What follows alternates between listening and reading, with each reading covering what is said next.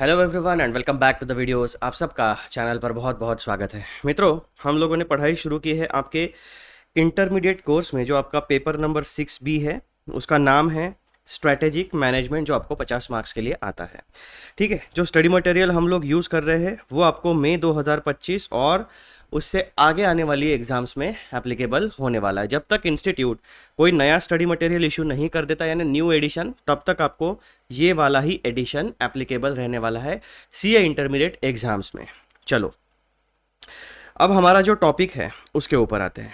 Topic हमारा शुरू है टॉपिक नंबर 1.5 चैप्टर नंबर 1 का। चैप्टर नंबर 1 का नाम क्या है? Introduction to strategic management. Institute के पेज नंबर 1.13 के ऊपर टॉपिक नंबर 1.5 आता है, जिसका टाइटल है स्ट्रेटेजिक इंटेंट। स्ट्रेटेजिक इंटेंट का मीनिंग सब कुछ हमने देख लिया है। उसमें अलग अलग कंपोनेंट्स होते हैं, जिसका पहला कंपोनेंट है vision, mission, goals, objectives and values. तो अभी तक हम लोगों के हमारी जो पढ़ाई हो चुकी है वो हमने 1.5 में टॉपिक नंबर 1 जो है meaning and nature of strategic intent, ये कंप्लीटली पढ़ लिया है। उसके बाद टॉपिक नंबर 2 हमारा था एलिमेंट्स और कंपोनेंट्स और फॉर्म्स ऑफ स्ट्रेटेजिक इंटेंट, यानी जो स्ट्रेटेजिक इंटेंशन होता है उसे हम एक्सप्रेस अलग अलग फॉर्म्स में करते हैं। उसमें से हमारा विजन एंड मिशन, ये दो कंपोनेंट्स पढ़ के हो चुके हैं। इस वीडियो में हम लोग पढ़ने वाले हैं टॉपिक नंबर 3, यानी तीसरा कंपोनेंट ऑफ स्ट्रेटेजिक इंटेंट, जो होता है आपका गोल्स एंड ऑब्जेक्टिव्स। तो चलो, यही टॉपिक हम शुरू करते हैं। सबसे पहले जो है यहाँ पर हमें एक जनरलाइज्ड मीनिंग एंड डेफिनेशन आप कह सकते हो। तो यहाँ पर गोल्स एंड ऑब्जेक्टिव्स का जनरलाइज्ड मीनिंग हमें पता चलता है।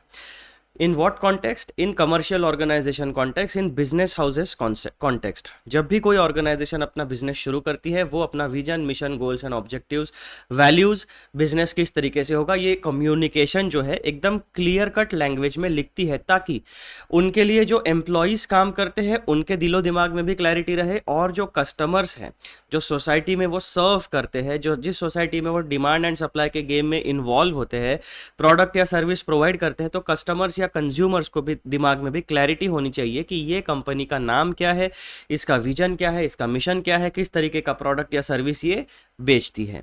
ये सारी बातें क्लैरिटी के साथ स्ट्रेटेजिक इंटेंट का यूज करके एक बिजनेस हाउस अपने वेबसाइट्स के ऊपर, अपने कम्युनिकेशंस में बार बार रिफ्लेक्ट करता है।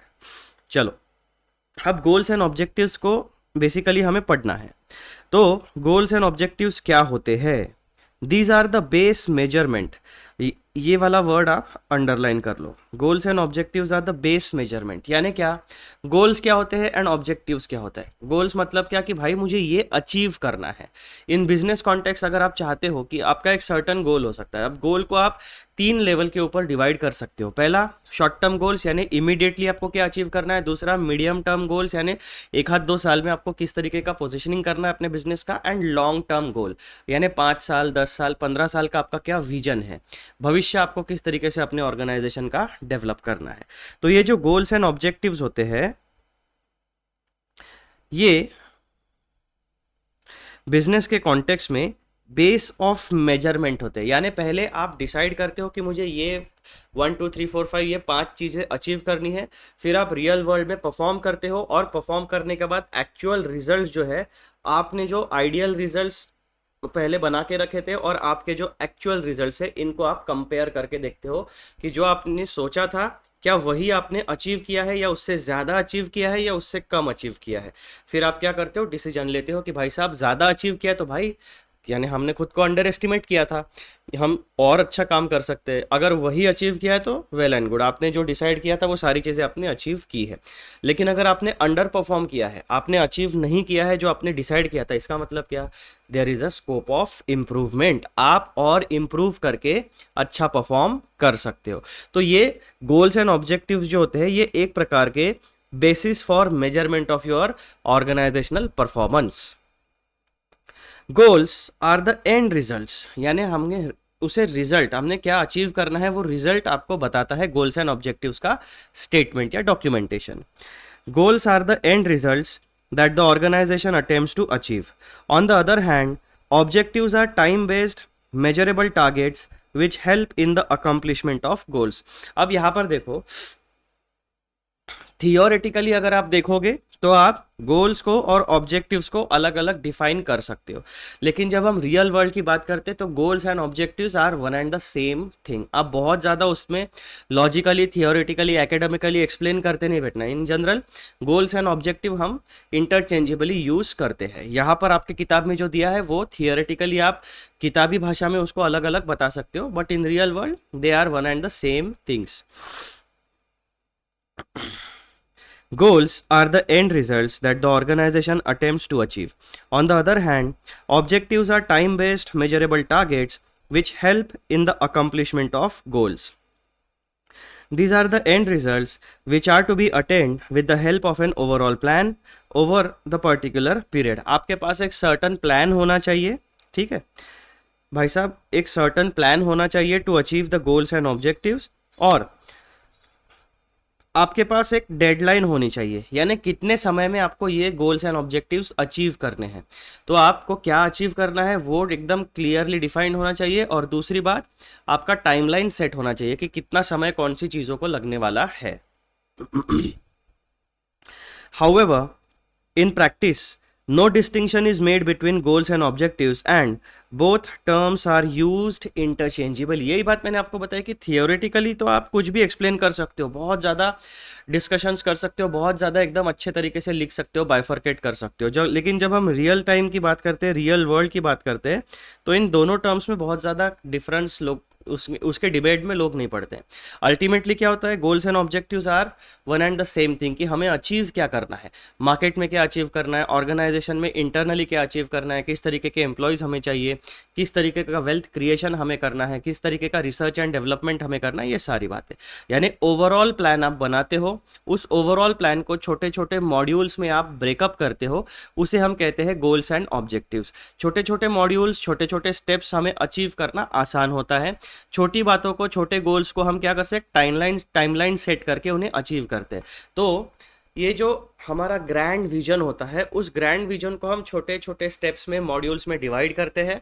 उन मॉड्यूल्स एंड स्टेप्स को फिर हम समय के साथ जोड़ते हैं कि भाई साहब कितना समय हमें कौन से मॉड्यूल या कौन से गोल को अचीव करने के लिए लगेगा, और फिर हमारा एक ओवरऑल प्लान और ओवरऑल टाइमलाइन हमारे सामने इमर्ज होती है, हमारे आंखों के सामने, कि हाँ 1 साल में हमें ये अचीव करना है, दूसरे साल में ये, तीसरे साल में ये, चौथे साल में ये, 5वें साल में ये, एंड कलेक्टिवली 5 साल में हमें अपने ऑर्गेनाइजेशन के लिए ओवरऑल ये सारी बातें अचीव करनी है। ऐसा एक ब्रॉड फ्रेमवर्क आपकी आंखों के सामने बनता है। तो यही सारी बातें आपको पैराग्राफ नंबर 1 में बताई गई है। अब next paragraph, the vision, mission, business definition and business model, 4 बातों के बारे में बात हो रही है। Vision, mission, business definition and business model explain the philosophy of the organization, but the goals and objectives represent the results to be achieved in multiple areas of business. अब यहाँ पे क्या होता है भाई साहब, vision, mission, business definition and business model, इनको define करना ज़रूरी है, क्योंकि वो आपके बिजनेस की अंडरलाइंग फिलोसॉफी, आपके एग्जिस्टेंस का रीज़न बताते हैं। लेकिन गोल्स एंड ऑब्जेक्टिव्स क्या होते हैं, आपको कोई भी बिजनेस ऑर्गेनाइजेशन तभी मार्केट में एग्जिस्ट करती है, तभी सोसाइटी में एग्जिस्ट कर सकती है भाई साहब, जब उसके पास पॉजिटिव कैश फ्लो हो। वो पॉजिटिव कैश फ्लो फिर धीरे धीरे प्रॉफिट मैक्सिमाइजेशन में कन्वर्ट किया जाता है। Profit maximisation over a period of time आपका वेल्थ क्रिएशन में कन्वर्ट होता है। तो जब अगर आप ब्रॉड प्लान अगर देखोगे तो ब्रॉडली आपकी आंखों के सामने क्या दिखेगा आपको, वो मैं आपको विजुअलाइज करा देना चाहता हूँ। ये हमारी बिजनेस ऑर्गेनाइजेशन है, ठीक है, एक सर्टन बिजनेस हमारे सामने है। कोई भी आप प्रोडक्ट या सर्विस इमेजिन कर लो। अब शॉर्ट टर्म में सबसे पहला गोल क्या होता है इनका, किसी भी बिजनेस का शॉर्ट टर्म में सबसे पहला गोल होता है भाई साहब पॉजिटिव कैश फ्लो एस्टैब्लिश करना, ठीक है। Achievement of positive cash flow, ये सबसे पहला शॉर्ट टर्म होता है। मिड टर्म में हमारा क्या गोल होता है, प्रॉफिट मैक्सिमाइजेशन, ठीक है, प्रॉफिट मैक्सिमाइजेशन। और लॉन्ग टर्म में किसी भी बिजनेस का जो ऑब्जेक्टिव होता है या गोल होता है वो होता है wealth creation for its share holders. ठीक है, तो जैसा कि आप यहाँ पर देख सकते हो, ये सारी बातें आपको क्या बता रही है भाई साहब? ये बताता है कि शॉर्ट टर्म में क्या अचीव करोगे, मिड टर्म में क्या अचीव करोगे, और लॉन्ग टर्म में आपको क्या अचीव करना है। और ये कलेक्टिवली जब आप देखोगे तो आपको यहाँ पर एक सर्टन टाइमलाइन, यानी बिजनेस की टाइमलाइन यहाँ पर आपको दिख सकती है। या तो आप इसके बिजनेस की भाषा में टाइमलाइन कहो, या फिर आप उसे बिजनेस यानी प्रोजेक्ट की भाषा में डेडलाइन कहो, आप उसे कुछ भी कह सकते हो। तो ये कलेक्टिवली जब आपके आंखों के सामने पिक्चर आता है कि शॉर्ट टर्म में क्या करना है, मिड टर्म में क्या करना है, एंड लॉन्ग टर्म में क्या करना है, तब एक बिजनेस जो मैनेजर्स होते हैं वो सही तरीके से डिसीजन ले सकते हैं, अपने बिजनेस को सही डायरेक्शन में लेके जाते हैं। तो यही बात हमें यहाँ पर बताई जा रही है। ठीक है,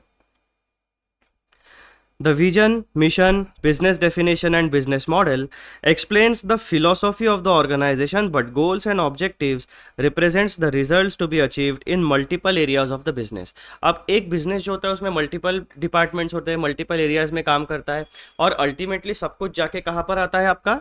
मार्केट में, डिमांड एंड सप्लाई के गेम के ऊपर। तो एक ही डिपार्टमेंट नहीं है, बिजनेस में बहुत सारी बातें होती है, लेकिन उन बहुत सारी बातों का एंड रिजल्ट एक ही होता है, गोल्स एंड ऑब्जेक्टिव्स, जो हमने यहाँ पर ये छोटा सा डायग्राम देखा। Positive cash flow, profit maximisation and wealth creation. While strategic intent is the purpose that an organization aims to achieve, values form the omnipresent foundation of each and every decision that the management takes. An organization without values is like an organization with no real intent. Let us understand a bit more about values from a business perspective. अब यहाँ पर देखो, goals and objectives का सबसे पहले तो हमें meaning बताया है, फिर पैराग्राफ नंबर 2 में उसका कंपैरेटिव एनालिसिस बताया कि भाई साहब vision, mission, business definition and business model versus goals and objectives, इनमें डिफरेंस क्या है।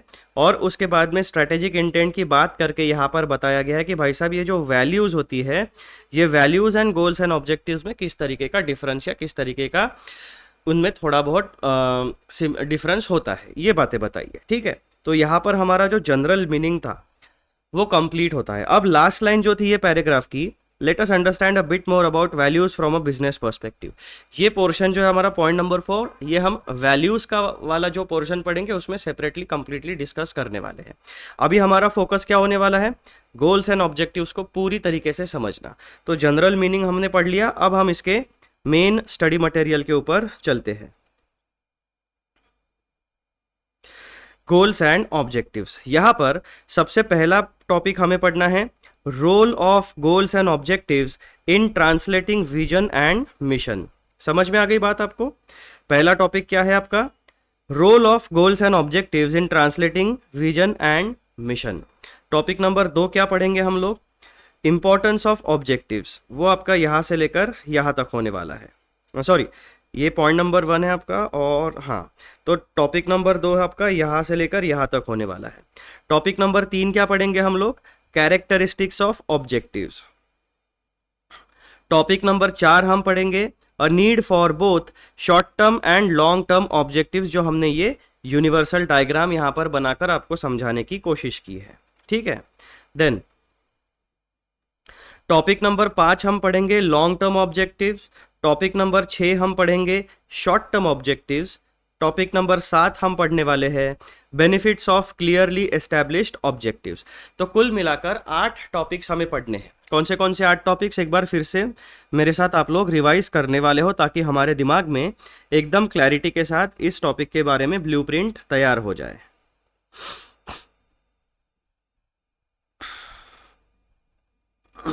देखो,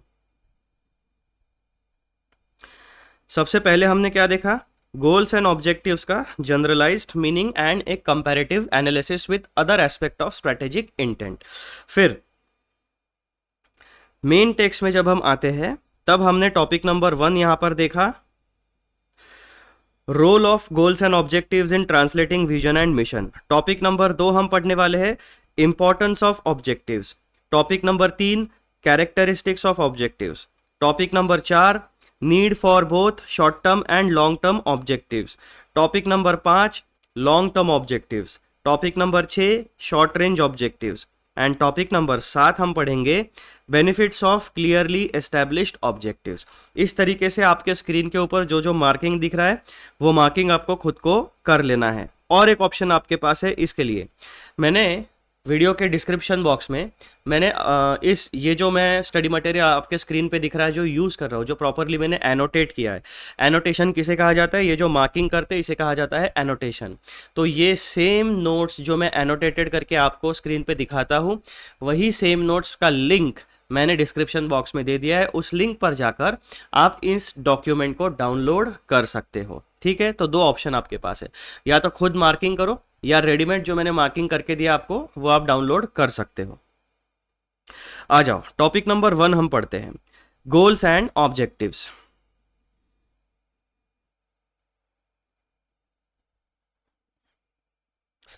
role of goals and objectives in translating vision and mission.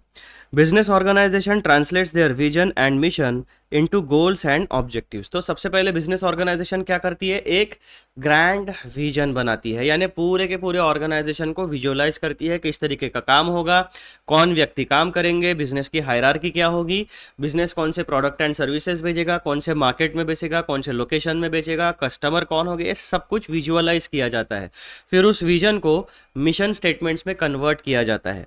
Mission statements आपको फिर क्या, एक आपके बिजनेस का प्रेजेंट स्कोप क्या है, आपकी प्रेजेंट कैपेबिलिटीज क्या है, वो सारी बातें बताता है। उसके बाद जो आपका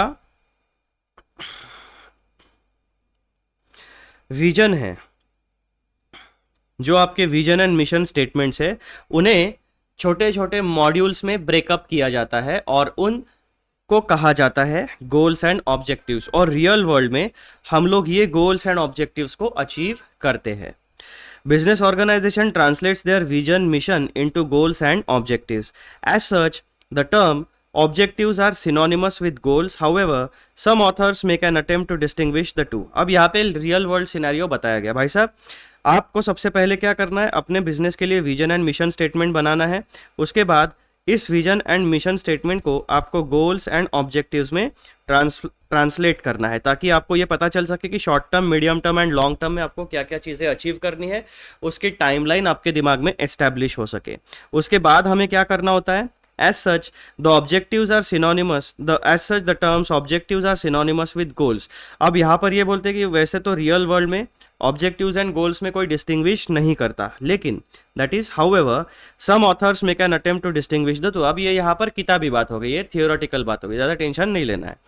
goals are open-ended attributes that denote the future states or outcomes. Objectives are close-ended attributes which are precise and expressed in specific terms. Thus, the objectives are more specific and translate the goals to both long-term and short-term perspective. However, the distinction is not made by several theorists on the subject.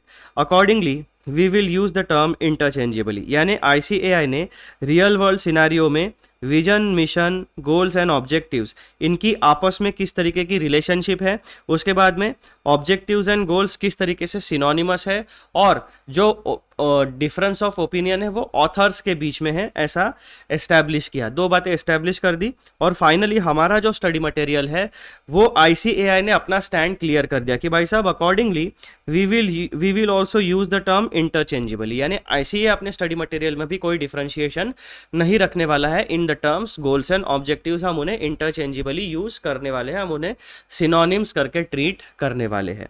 तो यहाँ पर role of goals and objectives क्या होता है कि भाई साहब आपका जो विजन एंड मिशन है उन्हें अचीवेबल गोल्स एंड ऑब्जेक्टिव्स में ट्रांसलेट करो। गोल्स क्या बताते हैं आपको? गोल्स आर, अब यहाँ पर एक्चुअली रोल आपको दिखेगा, ये है गोल्स का role. Goals are open ended attributes that denote the future states और आउटकम्स, यानी भविष्य में फ्यूचरिस्टिक बात बताता है, भविष्य में आपको कौन से गोल्स अचीव करने हैं, आपको क्या टास्क कंप्लीट करना है, ये गोल्स का रोल होता है। ऑब्जेक्टिव्स का रोल क्या होता है? Objectives are close-ended attributes which are precise and expressed in specific terms. Objectives close-ended यानी बेसिकली क्या कहते हैं? इन शॉर्ट हम प्रेजेंट की बात करो कि अभी शॉर्ट टर्म में आपको क्या क्या करना है। Thus, objectives are more specific and translate goals to both long term and short term perspective.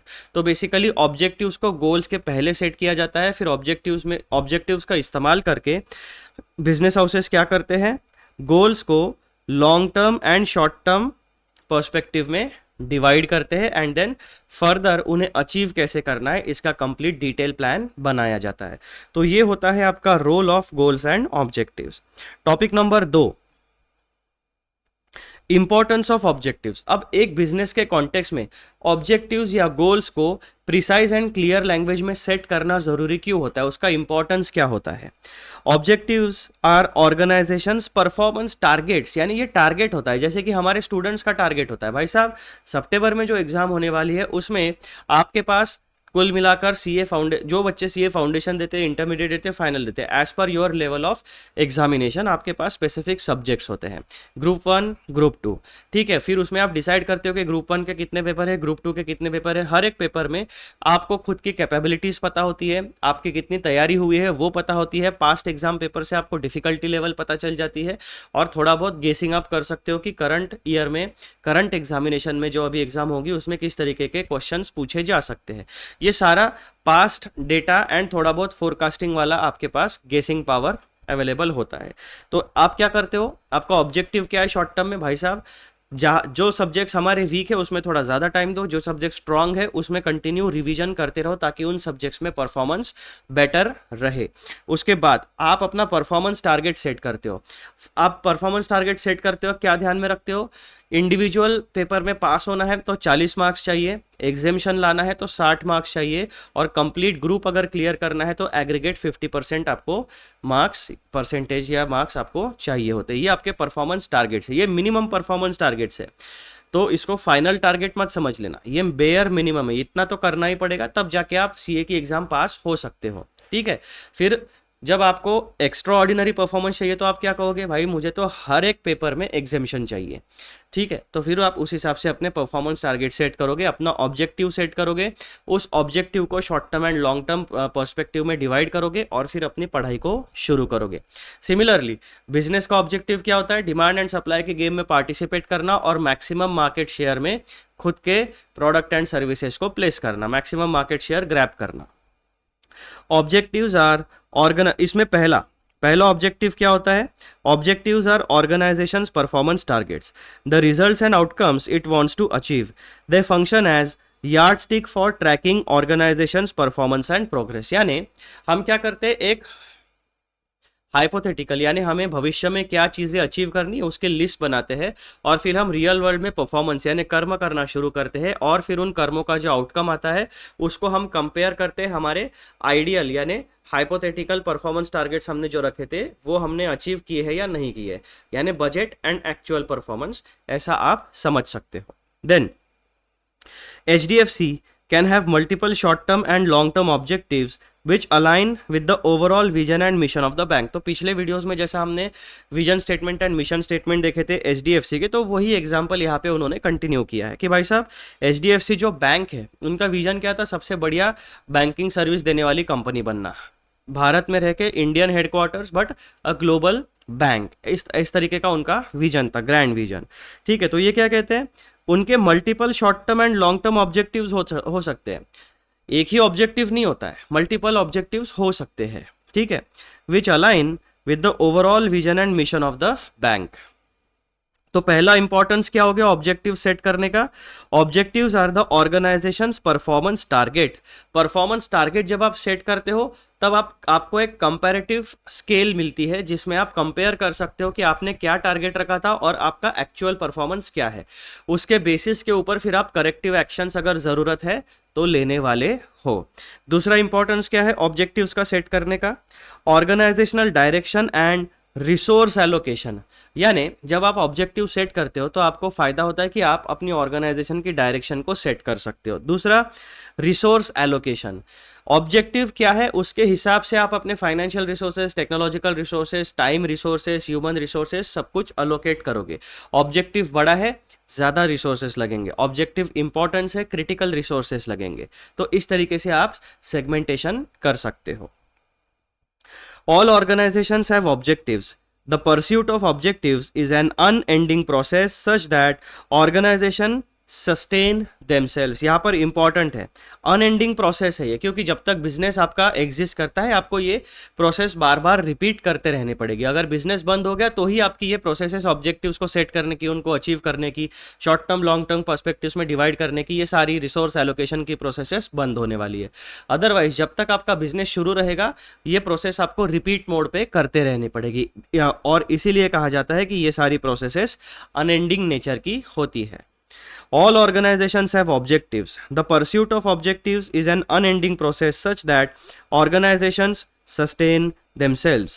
They provide meaning and sense of direction to the organizational endeavor. Organizational structure and activities are designed and resources are allocated around objectives to facilitate their achievement. They also act as benchmarks for guiding organizational activity and for evaluating how the organisation is performing. अब यहाँ पर second objective को visualise अगर आपको करना है तो आप किस तरीके से विजुअलाइज करोगे उसको? सबसे पहले आप क्या करोगे भाई साहब, अपना long term and short term objectives को आप आइडेंटिफाई करोगे, उनको क्लियर कट लैंग्वेज में लिखोगे। ठीक है, ये काम सबसे पहले आपने कर लिया। फिर आपको क्या मिला, एक ये हो गया आपका टारगेट्स, परफॉर्मेंस टारगेट्स। ठीक है, फिर आप आते हो रियल वर्ल्ड में।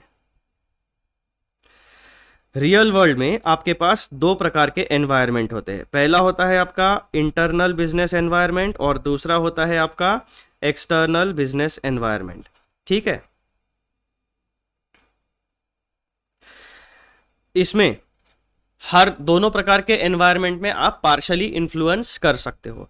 फिर आप क्या देखोगे कि जो टारगेट्स आपने सेट किए थे वो टारगेट्स आपने रियल वर्ल्ड में कितना अचीव किया है। ठीक है, हाउ मच अचीव्ड, यानी आपने क्या किया, एक कंपैरेटिव एनालिसिस किया। अगर आपने जो परफॉर्मेंस टारगेट था आपका वो आपने अगर अचीव कर लिया है तो वेल एंड गुड। अगर आपका परफॉर्मेंस टारगेट्स एट पार है तो यहाँ पर भी आपको इम्प्रूवमेंट का स्कोप है कि भाई साहब ऐसा ज़रूरी नहीं है कि जो सेट किया है उतना ही परफॉर्म करना है, उससे ज़्यादा भी अच्छा आप परफॉर्म कर सकते हो। लेकिन अगर ये परफॉर्मेंस आपने सेट किया है और उसके नीचे आपने अंडर परफॉर्म किया है तो यहाँ पर आपको एकदम सही तरीके से फोकस करना पड़ेगा कि भाई साहब परफॉर्मेंस क्यों नहीं आया है। ठीक है, तो इस तरीके से आप क्या करोगे, जब आपके पास डॉक्यूमेंटेड डेटा होता है तो आप अपने खुद का परफॉर्मेंस कंपेयर कर सकते हो, इंप्रूवमेंट्स कर सकते हो, डेटा एनालिसिस आप कर सकते हो। तो आपके पास डेटा होना बहुत ज़रूरी है। अब जब आपने यहाँ पर देखा कि आपने long term and short term objectives को सेट किया, फिर जब आपको रियल वर्ल्ड में आपको यहाँ पर परफॉर्म करना था तो आपने क्या किया भाई साहब, आप उस परफॉर्मेंस को अचीव करने के लिए रिसोर्स एलोकेशन की प्रोसेस को इनिशिएट करोगे। अलग अलग प्रकार के जो भी रिसोर्सेस है उनको डिप्लॉय करोगे। जैसे एक स्पोर्ट्स मैच, अगर हम क्रिकेट की बात करें तो आपके पास क्या क्या रिसोर्सेस होते हैं भाई साहब, एक स्टेडियम होता है, वहाँ पे क्राउड आता है, आपके पास ग्राउंड होना चाहिए, विकेट यानी पिच होनी चाहिए, ग्राउंड फैसिलिटीज़ होनी चाहिए। ठीक है, उसके बाद में आप अगर इंटरनेशनल क्रिकेट की बात करते हो तो ब्रॉडकास्टिंग सेटअप होता है पूरा।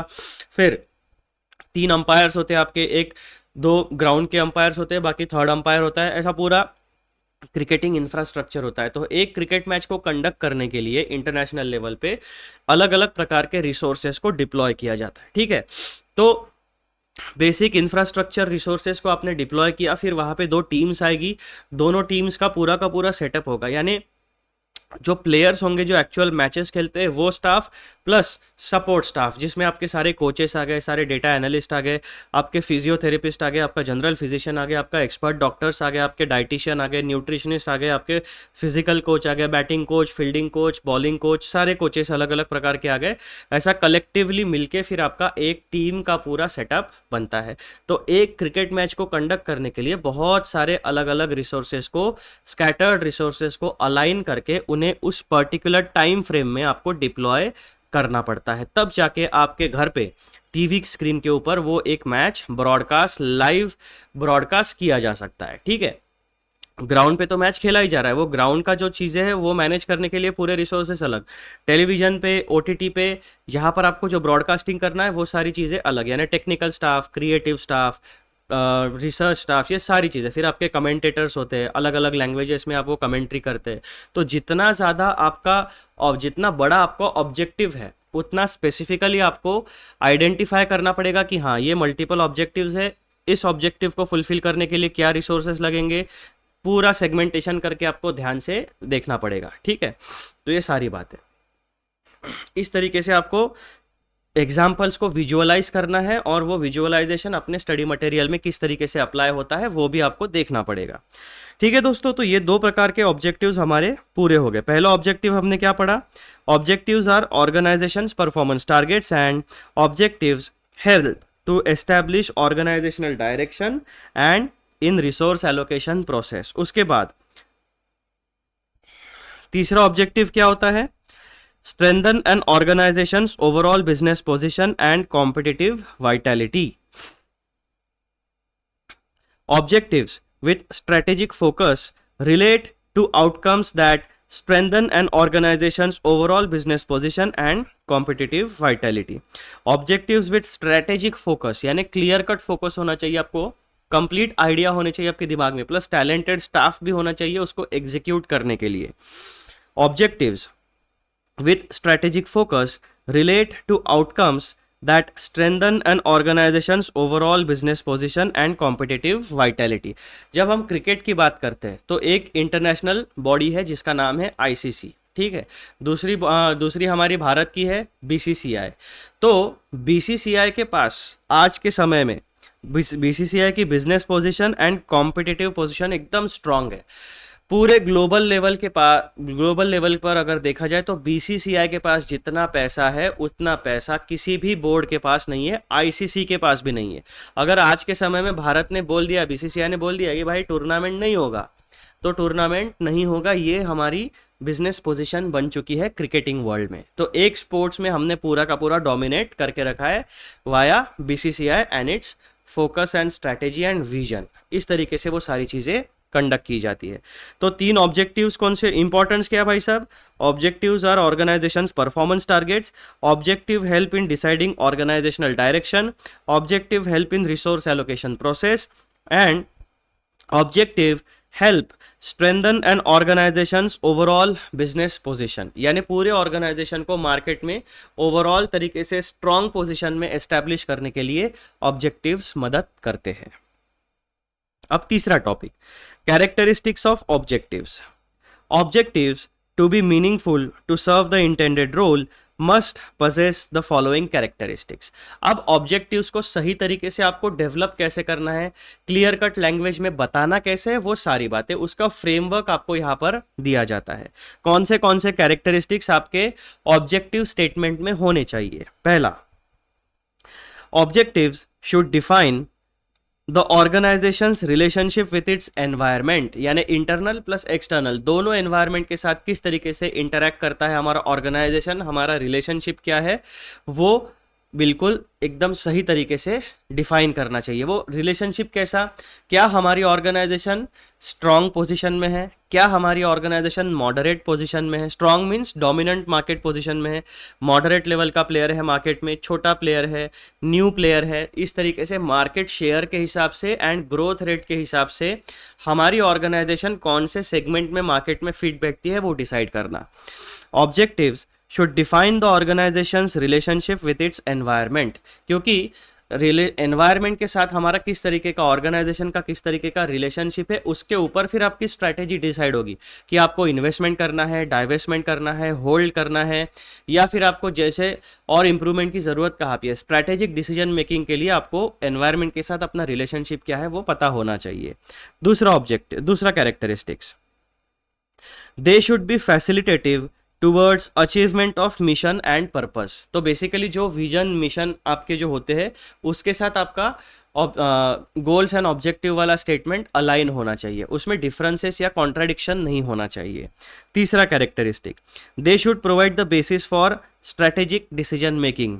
जो हमने यहाँ पर देखा ना, strategic decision making, setting performance targets, organizational direction, resource allocation and establishing overall business position, यानी strengthening overall business position। तो इस तरीके के strategic decision making process में आपके objectives supporting होने चाहिए। Then they should provide standards for performance appraisal, ये हमने importance में पढ़ा था, ठीक है। They should be concrete and specific, clear cut language में आपको डॉक्यूमेंट करना है अपने गोल्स एंड ऑब्जेक्टिव्स, ताकि फिर आप उसकी टाइमलाइन सेट करके short term, mid term and long term goals में उसे कन्वर्ट कर सको। Positive cash flow, profit maximisation and wealth creation, short term में positive cash flow, mid term में profit maximisation and long term में wealth creation, ये किसी भी बिजनेस हाउस की अपनी टाइमलाइन का ब्रेकअप होता है। Then they should be related to a time frame, they should be measurable and controllable, they should be challenging, different objectives should correlate with each other। यहाँ पर हमने क्या पढ़ा था कि एक ऑर्गेनाइजेशन के multiple short term and long term objectives हो सकते हैं, लेकिन वो एक दूसरे के साथ कॉन्ट्राडिक्टरी नहीं होने चाहिए, उनका कोरिलेशन होना चाहिए, यानी यूनिफाइड डायरेक्शन की तरफ वो सब एक ही डायरेक्शन की तरफ पॉइंट करना चाहिए। Objectives should be set within the constraints of organizational resources and external environment। यहाँ पर constraint word क्यों यूज किया है कि आपकी कैपेसिटी क्या है पहले वो देखो, आपकी स्ट्रेंथ्स क्या है पहले वो देखो, आपके पास कितने रिसोर्सेस है उनको आइडेंटिफाई करो और उसके हिसाब से फिर अपना बिजनेस डिसीजन मेकिंग करना, ठीक है। तो ये 10 कैरेक्टरिस्टिक्स आपको आपके ऑब्जेक्टिव स्टेटमेंट्स में इनकॉर्पोरेट करने पड़ते हैं। पहला, define organisation's relationship with its environment, then achievement of mission and purpose, strategic decision making, standards for performance appraisal, concrete and specific, time frame, measurable and controllable, challenging, correlate with each other, set within constraints of an organizational resources and external environment। ठीक है दोस्तों, ये आपका छोटा सा topic था characteristics of objectives वाला। फिर अगला आता है हमारा टॉपिक नंबर 4, जो है a need for both short term and long term objectives. तो एक बिजनेस ऑर्गेनाइजेशन को short term and long term objectives की जरूरत क्यों होती है? As a rule, a company's set of financial and strategic objectives ought to include both short term and long term performance targets. अब इसको मैं आपको एकदम सिंपल लैंग्वेज और सिंपल एग्जाम्पल के साथ बताता हूँ। आपके जो फिटनेस गोल्स होते हैं, आप उसको विजुअलाइज करो long term and short term perspective से। फिटनेस गोल क्या होता है कि भाई साहब देखो, एक दिन में तो आपकी बॉडी नहीं बनेगी, ठीक है, आपको कंसिस्टेंटली डे बाय डे मेहनत करनी पड़ेगी। तो सबसे पहला शॉर्ट टर्म, एकदम शॉर्ट टर्म में आपका क्या ऑब्जेक्टिव होता है? आपका जो डेली रूटीन है, आप सबसे पहले उसे स्ट्रीमलाइन करते हो। डेली रूटीन को स्ट्रीमलाइन करना मतलब क्या कि भाई साहब आपके उठने का, सवेरे उठने का एक पर्टिकुलर समय होना चाहिए। सवेरे उठने के बाद जब आपका दिन शुरू होता है, अब वो 4 बजे हो, 5 बजे हो, 6 बजे हो, 7 बजे हो, 8 बजे हो, वो आपके ऊपर है कि आपका दिन कब शुरू करते हो आप, ठीक है। फिर उठने के बाद आपके जो रेगुलर रूटीन टास्क होते हैं, साफ सफाई के, दांत घसना, नहाना, ये सारी चीज़ें। फिर आपका जो भी अपना फिटनेस गोल है, या फिर आप थोड़ा बहुत मेडिटेट करोगे, मेडिटेशन या थोड़ा बहुत जो आपका फिटनेस है वो करोगे। फिर आप क्या करोगे? अपने दिन का प्लानिंग करोगे कि आज दिन भर में मुझे करियर यानी प्रोफेशनली क्या क्या बातें करनी है, एंड पर्सनल लाइफ में मेरे क्या क्या टास्क आज मुझे कंप्लीट करने हैं। आप स्ट्रीमलाइन करोगे, पूरे दिन का एक ग्रैंड प्लान आप बना के रखोगे। फिर क्या करोगे? उसके बीच में आप अपने डाइट का भी प्लान करोगे कि डेली रूटीन में मुझे कितने न्यूट्रिएंट्स लेने हैं, मुझे विटामिन्स कितने लेने हैं, मुझे मिनरल्स कितने लेने हैं, मुझे प्रोटीन कितना लेना है, मुझे कार्बोहाइड्रेट्स कितना कंज्यूम करना है, ये सारी बातें, ठीक है। फिर आप उस हिसाब से क्या करोगे? टाइम स्लॉट्स डिसाइड करोगे। भाई साहब 6 बजे उठूंगा, उसके बाद में 1 घंटे के अंदर मुझे सारे अपने नॉर्मल डेली सवेरे के जो टास्क होते हैं वो कंप्लीट करना है। नहा धो के तैयार हो जाना है 7 बजे तक। 7 बजे मुझे अपना पहला जो भी विटामिन का जूस वगैरह है वो जूस लेके काम पे लग जाना है। काम पे क्या लगोगे आप? या तो आप मेडिटेशन करोगे, या फिर आपको जो भी रीडिंग करना है, जो भी प्लानिंग करना है, ईमेल चेक करना है, वो सब आप करोगे। उसके बाद आप क्या करोगे? एक छोटा सा फिटनेस सेशन आप करोगे आधे घंटे का। उसमें आप कार्डियो करो, स्ट्रेचिंग करो या कुछ भी करो, आपकी बॉडी तैयार हो जाएगी। दिन भर के टास्क के लिए। फिर आप क्या सोचोगे कि भाई साहब 7 से 9 में ये सब काम मुझे करने हैं, अपने टाइम स्लॉट और टास्क एलोकेट कर दिया, 9 बजे मुझे पहला मील अपना खाना है। फिर आप वो पहले मील में क्या क्या चीज़ें लोगे, सैलेड लोगे, आपको जो भी लेना है, प्रोटीन इनटेक, वो सब आप देखोगे। फिर आप एक सर्टन गैप के बाद फिर आप क्या करोगे, अपना ऑफिशियल वर्क काम चालू करोगे। तो इस तरीके से आप क्या करते हो, पर्सनल फिटनेस गोल का डे जो आपका ग्रैंड प्लान होता है, एकदम चिजल्ड बॉडी, 6 पैक 8 पैक, जो भी आपको बनाना है, जो भी आप अचीव कर सकते हो, चाहे आप मैन्युअली एक्सरसाइज करो, चाहे आप जिम जाके एक्सरसाइज करो, आपकी बॉडी स्कल्पटिंग होनी चाहिए, ये आपका मेन लॉन्ग टर्म ऑब्जेक्टिव है। लेकिन एक दिन में तो नहीं बनेगी बॉडी, उसके लिए आपको क्या करना पड़ेगा, डेली बेसिस के ऊपर कंसिस्टेंटली वो सारे टास्क रिपीट मोड पे परफॉर्म करने पड़ेंगे। एक्स्ट्रा ऑयली खाना आपको नहीं खाना है, शुगरी कंटेंट वाला खाना आपको नहीं खाना है, आपको नॉर्मल ऐसा खाना खाना है जो डाइजेशन के लिए एकदम आसान हो, प्रोटीन इनटेक आपका इंश्योर करे और आपके सिस्टम के ऊपर किसी भी तरीके का कोई प्रेशर नहीं आना चाहिए। फिर जैसे जैसे आप 7 दिन इसको परफॉर्म करोगे, 14 दिन इसको परफॉर्म करोगे, तीसरे वीक में 21 दिन परफॉर्म हो जाएगा। फिर वीक पहले तो आप डेली बेसिस पे देखोगे, फिर डे 1 डे 2 डे 3 काउंट करोगे। फिर आप क्या करोगे, जब आपको हैबिट हो जाएगी आप वीकली बेसिस पर प्लानिंग करोगे। फिर आप क्या देखोगे कि पहला वीक, दूसरा वीक, तीसरा वीक, फिर आपके पास डेटा जनरेट हो जाएगा कि पहले वीक में क्या परफॉर्मेंस था आपका, सेकंड वीक में आपको कैसा लग रहा है हेल्थ वाइज, थर्ड वीक में आपका क्या फीलिंग है, फोर्थ वीक में आपका क्या फीलिंग है, आपके बॉडी में क्या क्या चेंजेस आपने देखा, वेट लॉस हुआ या नहीं हुआ, मसल गेन हुआ या नहीं हुआ, ये सारी बातें फिर आप मेजर कर सकोगे। पहले दिन में आपके पास डेटा नहीं होगा, लेकिन चौथे वीक में आपके पास बहुत सारा डेटा अवेलेबल होगा अगर आपने कंसिस्टेंटली उसको परफॉर्म किया है। सेम बात हमारे बिजनेसेस में भी एप्लीकेबल होती है। एक दिन में 100 करोड़ का रेवेन्यू करना मुश्किल है, लेकिन over a period of time रोज डेली सेल करना, डेली परचेस करना, डेली कस्टमर्स के साथ बात करना, डेली डिमांड एंड सप्लाई के खेल में इन्वॉल्व होके 12 महीनों में 100 करोड़ का रेवेन्यू जनरेट करना इज पॉसिबल। ठीक है, तो कैपेसिटी आपकी क्या है, उसके हिसाब से फिर आपको अपने बिजनेसेस को कल्टीवेट करना पड़ेगा।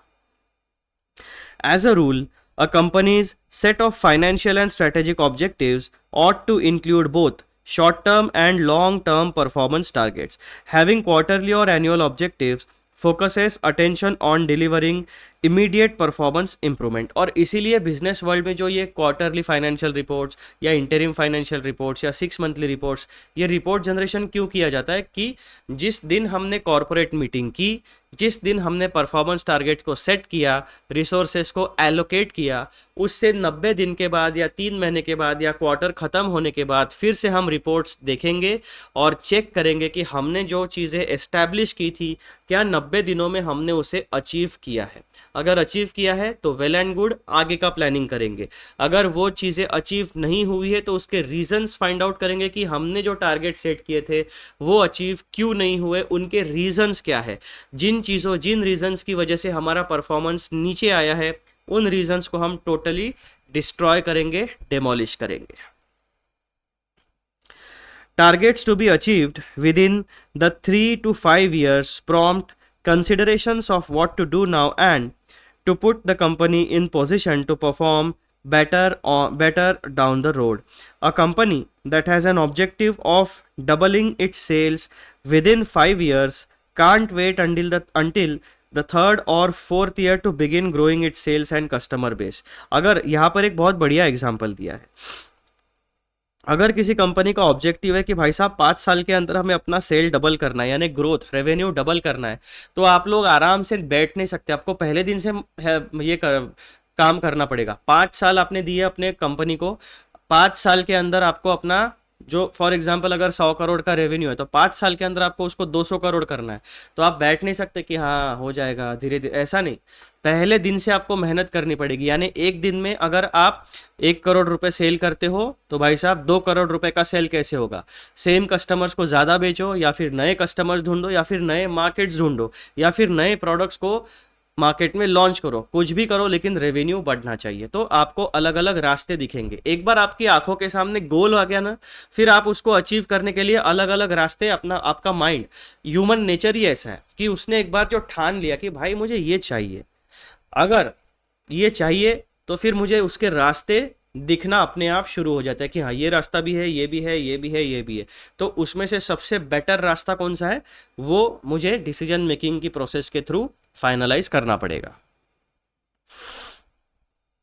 By spelling out annual or perhaps quarterly performance targets, management indicates the speed at which long range targets are to be approach. तो यहाँ पर long term perspective and short term perspective के बारे में आपको एक कंप्लीट समरी दे दी गई है कि भाई साहब सबसे पहले तो आप अपने 5 साल का ग्रैंड विजन देखो, ये आपका लॉन्ग टर्म पर्सपेक्टिव हो गया। अब इस लॉन्ग टर्म पर्सपेक्टिव को अचीव करने के लिए आपको शॉर्ट टर्म पर्सपेक्टिव्स को डेवलप करना पड़ेगा, यानी ग्रैंड विजन को छोटे छोटे स्टेप्स एंड मॉड्यूल्स में सेगमेंट करना पड़ेगा, डिवाइड करना पड़ेगा, और फिर उन छोटे छोटे मॉड्यूल्स, उन छोटे छोटे टास्क को परफॉर्म करके गोल्स अचीव करो, और धीरे धीरे कलेक्टिवली 5 साल के अंदर फिर आपको उसका इंपैक्ट दिखेगा।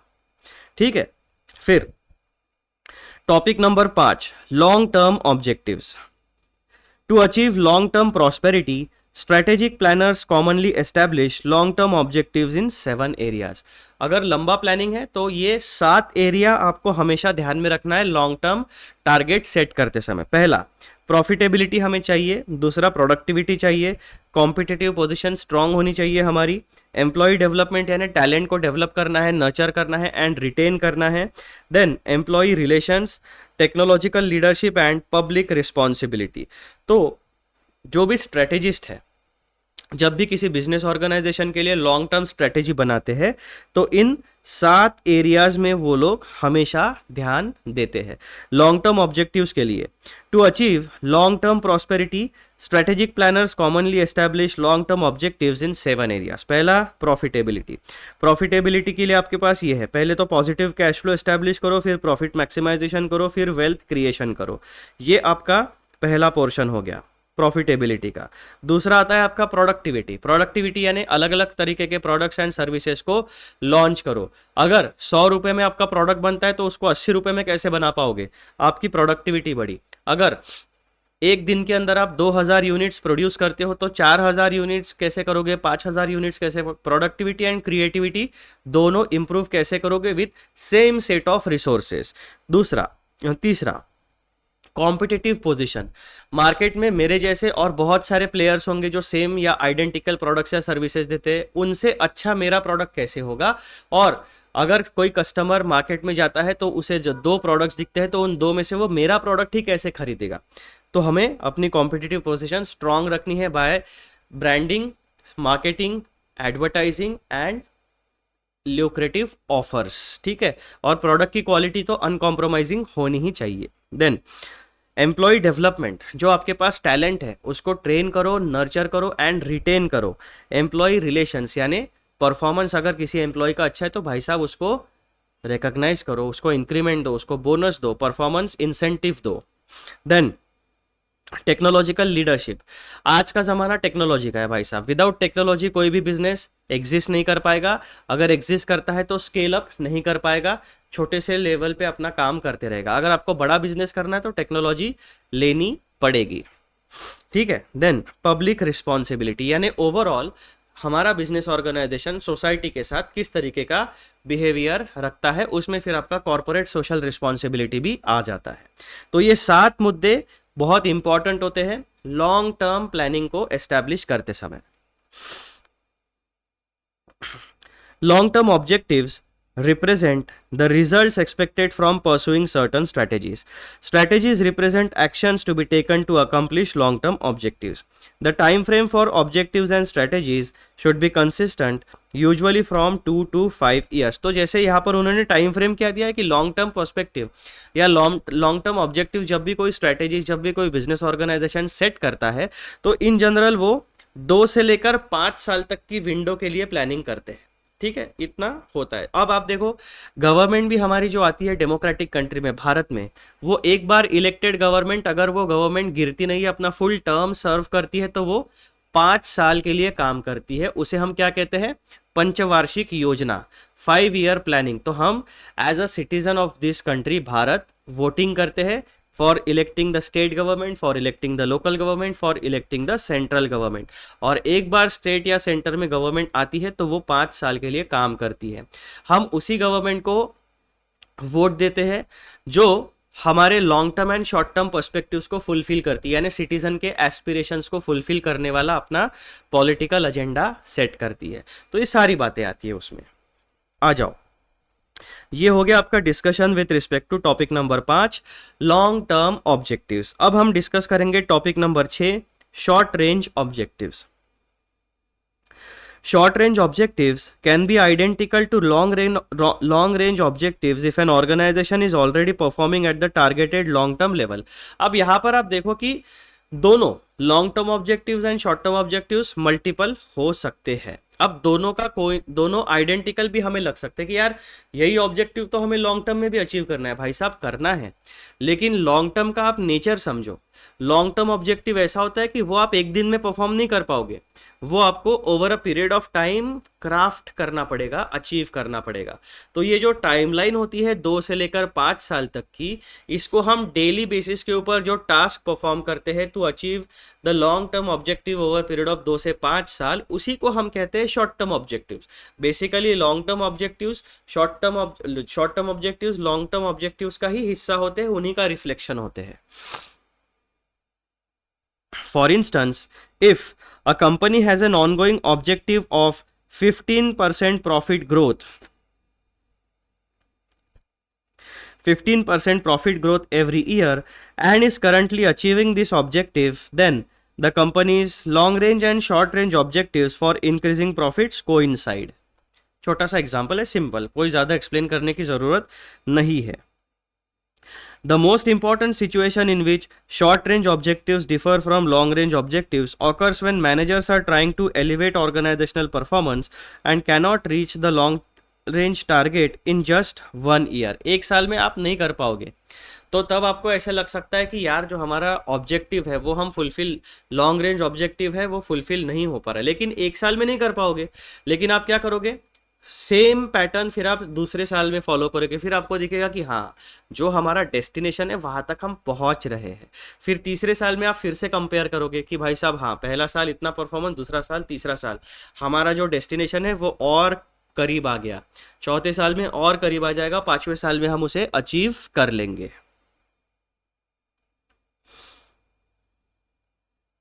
Short range objectives then serve as a step towards achieving long term objectives. तो बेसिकली मित्रों ग्रैंड विजन आपका होता है, उस ग्रैंड विजन को आप एक ही स्टेप में, एक ही दिन में अचीव नहीं कर सकते। उसे अचीव, बड़े विजन को अचीव करने के लिए समय लगता है। वो टाइम फ्रेम हमारा होता है 2 साल से लेकर 5 साल तक का टाइम फ्रेम। तो हम क्या करते हैं, ग्रैंड विजन को 5 साल के ऊपर स्प्रेड आउट करते हैं और फिर डिसाइड करते हैं कि डेली बेसिस पर हमें क्या काम करना है, क्वार्टरली परफॉर्मेंस कैसा होना चाहिए, 6 हाफ मंथली परफॉर्मेंस कैसा होना चाहिए, ईयरली परफॉर्मेंस कैसा होना चाहिए। तो फिर हम क्या करेंगे, पहले साल का परफॉर्मेंस, दूसरे साल का परफॉर्मेंस, तीसरे साल का परफॉर्मेंस, चौथे साल का परफॉर्मेंस एंड 5वें साल का परफॉर्मेंस। तो 5 साल के पहले हमने जो डेस्टिनेशन सेट किया था, हम उसको प्रॉपरली क्या करेंगे, ट्रैकिंग करेंगे, मॉनिटर करेंगे कि हम अचीव कर रहे हैं या नहीं कर रहे हैं। तो बिजनेस के कॉन्टेक्स्ट में ग्रैंड विजन एक लॉन्ग टर्म पर्सपेक्टिव होता है, उस ग्रैंड विजन को अचीव करने के लिए शॉर्ट टर्म पर्सपेक्टिव जरूरी होता है। ये बेसिकली इस पूरे डिस्कशन का जिस्ट है। चलो अब लास्ट टॉपिक जो हमारा इसमें आता है, benefits of clearly established objectives. तो अगर किसी बिजनेस हाउस में वो कैपेसिटी है कि वो एकदम क्रिस्टल क्लियर तरीके से अपने बिजनेस ऑब्जेक्टिव्स को एस्टैब्लिश कर सके, तो उसको इम्पैक्ट क्या होगा, उसको फायदा क्या होगा। क्योंकि जब तक हमें कोई बेनिफिट नहीं मिलता, हम क्या बोलेंगे, भाई अगर ये काम करके कोई फायदा ही नहीं है तो मैं करूँ क्यों, अपना टाइम उसमें वेस्ट क्यों करूं, ऐसा बोलते हैं ना हम लोग। Same logic applies to businesses. अगर ऑब्जेक्टिव सेट करने के लिए जो रिसोर्सेस लगेंगे, जो टाइम लगेगा, जो मेहनत लगेगी, जो स्ट्रैटेजिस्ट को हायर करना पड़ेगा, अगर उसमें कोई फायदा नहीं होगा तो हम ये सारी चीजें परफॉर्म क्यों करेंगे। तो लॉजिकली बेनिफिट भी होना चाहिए ऑब्जेक्टिव्स को सेट करने का। तो वो बेनिफिट क्या है, clearly established objectives offer many benefits. उसमें से क्या है, they provide direction, allow synergy, aid in evaluation यानी परफॉर्मेंस इवैल्यूएशन में मदद करते हैं, establish priorities, reduce uncertainties, minimise conflicts, stimulate exertion and aid in both allocation of resources and design of jobs. बहुत सारे बेनिफिट्स आपको बताए गए भाई साहब। कौन से, पहला देखो, पहला बेनिफिट है भाई साहब, एक सर्टन डायरेक्शन प्रोवाइड करता है। दूसरा बेनिफिट, अलाउ सिनर्जी। तीसरा, एड इन परफॉर्मेंस इवेल्युएशन। चौथा, एस्टैब्लिश प्रायोरिटीज। पांचवा, रिड्यूस अनसर्टनिटीज। छठवा, मिनिमाइज कॉन्फ्लिक्ट। सातवां, stimulate exertion and aid in both allocation of resources and design of jobs. Numbering मार दो, पहला बेनिफिट, दूसरा बेनिफिट, तीसरा बेनिफिट, चौथा बेनिफिट, पांचवा बेनिफिट, छठवां बेनिफिट, ये हो गया आपका सातवां बेनिफिट एंड ये हो गया आपका आठवां बेनिफिट। तो एग्जाम में अगर डायरेक्टली सवाल आपको पूछा गया तो आपको ये आंसर लिख के आना है। अब यहाँ पर इंस्टीट्यूट ने इन बेनिफिट्स को एक्सपांड नहीं किया है, सिर्फ हेडिंग्स देके छोड़ दिया है। तो आपको अपने मन से थोड़ा सा वहाँ पे लिखना पड़ेगा। जैसे जैसे आप देखोगे ना कि आप देखो, प्रोवाइड डायरेक्शन में आप क्या कहोगे कि भाई साहब long term and short term perspectives को सेट करने में मदद करता है। डायरेक्शन मतलब डेस्टिनेशन को सेट करने में मदद करता है, और फिर उस डेस्टिनेशन को अचीव कैसे करना है, वहां तक पहुंचना कैसे है, तो आपके जो कैरेक्टरिस्टिक्स है आप उनको बता सकते हो कि भाई साहब रिलेशनशिप विद एनवायरनमेंट बताता है, मिशन एंड पर्पस देता है, स्ट्रेटेजिक डिसीजन मेकिंग में मदद करता है। तो ऐसे आपको को रिलेट करके वहां पे थोड़ा सा एक्सप्लेन करना पड़ेगा। ठीक है दोस्तों, तो ये हो गया आपका complete explanation of topic number 1.5.3 goals and objectives. अब इसके बाद स्ट्रैटेजिक इंटेंट में हमारा केवल एक ही पोर्शन बचता है जो आपका है 1.5.4 वैल्यूज। ये भी एक इंपॉर्टेंट टॉपिक है। ठीक है, तो ये हम कवर करने वाले हैं अगले वीडियो में। तब तक के लिए bye bye and take care. पढ़ाई करते रहिए।